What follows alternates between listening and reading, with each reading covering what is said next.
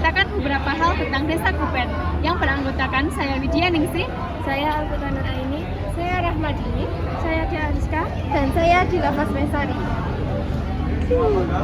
Sebelum kita mulai, perlu diketahui bahwa desa memiliki pengertian tersendiri. Menurut Reddy Bintarto, desa merupakan kesatuan geografis, kemasyarakatan, dan politik, serta kebudayaan yang memiliki hubungan timbal balik dengan wilayah lain. Nah, kalian tahu nggak sih di Kabupaten Temanggung ada banyak desa loh. Salah satunya yaitu Desa Kupen. Desa Kupen terletak di Kecamatan Pringsurat, Kabupaten Temanggung, Provinsi Jawa Tengah. Desa Kupen memiliki beberapa karakteristik loh. Karakteristiknya yaitu 1. Sistem sosial. Warga Desa Kupen hidup rukun dengan semangat gotong royong serta menjadikan adat Jawa dan ajaran agama sebagai pedoman dalam kehidupan sehari-hari. Yang kedua, basis kegiatan masyarakat. Sebagian besar penduduk bekerja di sektor pertanian dan perkebunan. Namun ada juga yang berdagang kecil, berternak, serta aktif dalam organisasi desa dan kegiatan keagamaan. Yang ketiga, hubungan masyarakat. Kehidupan antar warga ditandai dengan hubungan yang akrab, menjunjung tinggi tolong-menolong, serta terbiasa bermusyawarah dalam menyelesaikan masalah bersama. Dan yang terakhir, struktur kependudukan.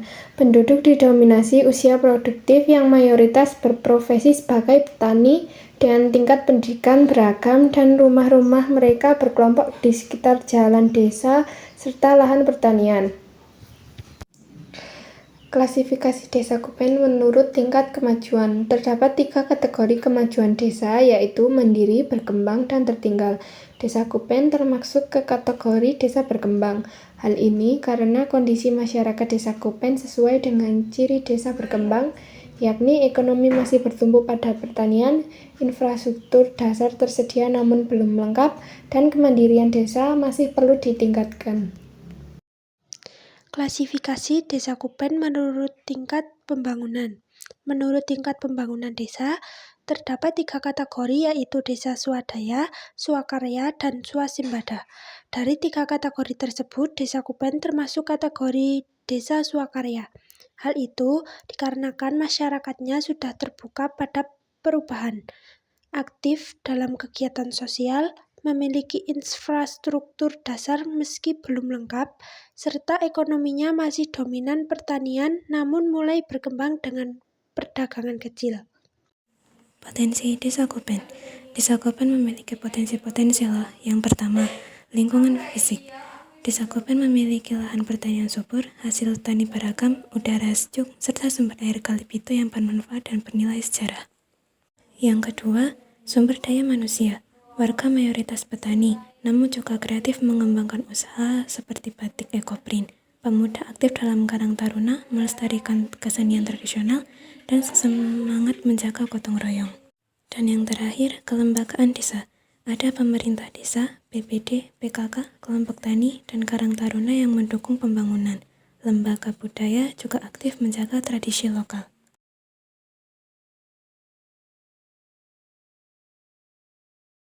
Berdasarkan potensi-potensi tadi, Desa Kupen bisa diklasifikasikan sebagai desa dengan potensi tinggi, yaitu karena tanahnya subur, hasil pertanian beragam, masyarakatnya aktif dan gotong royong, serta kelembagaannya kuat, sehingga berpeluang maju di bidang pertanian, ekonomi kreatif, dan wisata budaya.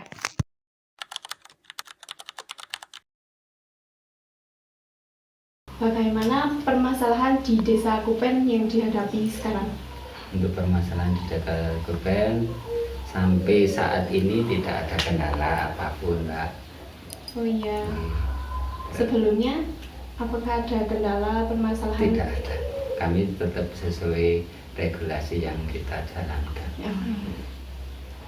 Prinsip pengelolaan pembangunan desa secara akuntabilitas, bagaimana cara pemerintah desa mempertanggungjawabkan penggunaan dana kepada masyarakat? Dalam melaksanakan tentang pembangunan desa, itu kami membuat laporan pertanggungjawaban, dan hal tersebut kami laporkan atau kami transparansi lewat banner infografis di Desa Kupen. Selanjutnya, apa yang bisa dilakukan warga jika merasa pembangunan desa tidak sesuai laporan? Kalau tidak sesuai dengan laporan, kami tetap bertanggung jawab dan akan memperbaiki hal itu. Karena kami ada TPK yang sudah melaksanakan sesuai regulasi yang ada, termasuk Pergub, Perda yang ada, yang berlaku pada saat itu juga.